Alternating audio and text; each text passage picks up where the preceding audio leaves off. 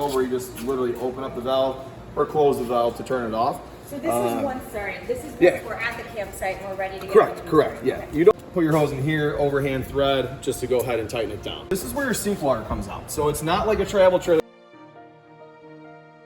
holding tank, right? Okay. So if you didn't have water on site, this is where you fill up that 20-gallon tank. Now, when you're filling it up, once it's full, there's this little black screen here. This is your overfill. Don't have city line water. Correct.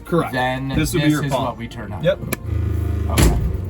Okay. See how it builds up pressure and shut this off. stays on. Yeah, it stays on. Okay. And then Wait, which switch? that one right above it. So that's gonna be your hot water heater tank. So you just turn This that is- switch on, that red light's gonna pop on. It's Okay. just telling you the hot water heater tank's getting ready to go for activation. Once that red light shuts off, it's telling you that the And hot we water could tank is use full. hot water even if we're using the manual. Yeah, oh yeah. Okay. This is gonna be the drain for your shower. So keep that in mind. If you are using the shower, water's gonna drain right here. Now, they give you a little adapter for this. All right. So this is what we call a three-way refrigerator. What the three-way refrigerator means is basically that it's running off of 3 different energy sources, right? So you can run the refrigerator off of electricity, you can run the refrigerator off of LP, and you can run the refrigerator off of 12 volt.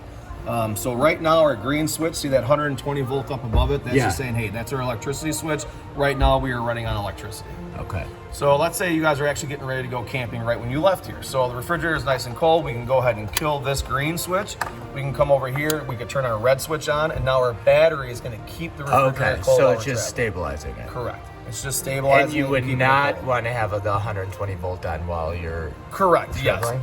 Yeah, because you're not going to be actually plugged into electricity power at that point. Okay. And then keep in mind, turn on only one energy source at a time. So you don't want to run it on 120 volt, 12 Right. volt, and LP or whatever the case is, Yeah. or vice versa. You just want to use one energy source at a time. So, okay. Primitive camping where you're not going to be plugged into power, what I would do is I would get it cold, nice and cold at home. I would run it on the 12 volt while you're traveling because your alternator is recharging the battery's Yeah. putting out power to keep this cold. Then when I get to the campground, I would actually shut both of these off, and I would come over here and I would light it on LP. So I'm going to come over here. So what does LP stand for? Liquid propane. Okay. So you see that little blue flame in there now? Yeah. Boom. That's going to be running out LP. I release it. Now we're running on propane. Okay. It's the flame that's only Yes. gonna tell us when we're on LP. Otherwise, that should always be off. Always be off. Okay. 100%. And then that's the thermostat above it that's is going to what the be for the temperature. 120 and 12 volts. 110 volt. The only time this is going to run if you're plugged into electricity. But an air hose would be this just quick connects to the griddle. Turn this over. This allows for gas flow, and it's a ball valve, but it also keeps it locked on to the appliance that you're connected to.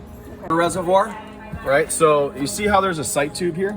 Yeah. This is how we fill up the water reservoir for the toilet. So we're allowed to actually flush the toilet, right? So we're gonna stick our hose in here.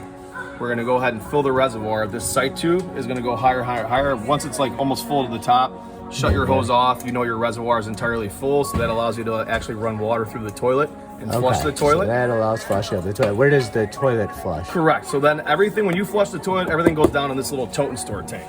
So I'm gonna Okay. slide that out of its cubby, but before you slide it out, you wanna make sure, always,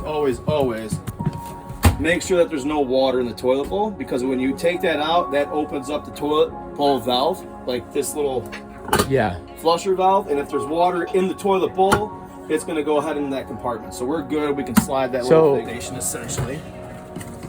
This cap is a measuring cup, so it tells you how much toilet chemical to use. So I'll show you what the toilet chemical is. It's basically RV marine grade toilet chemical, and it is roughly 2 ounces of toilet chemical.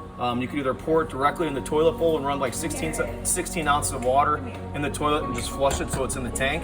Or you can take 2 ounces of toilet chemical, you can put it in the water fill, and then you can fill up the reservoir afterwards. So the reservoir is going to be like, this sight tube is going to be like an aqua blue green color. right. So every Okay. time you flush the toilet, you're flushing it with water and toilet chemical. Okay. So there's 1 of 2 ways of doing it. And then when you're draining it, you just take this cap off. This is a So, little funnel. to- This is a little bleeder valve up top to allow for water flow.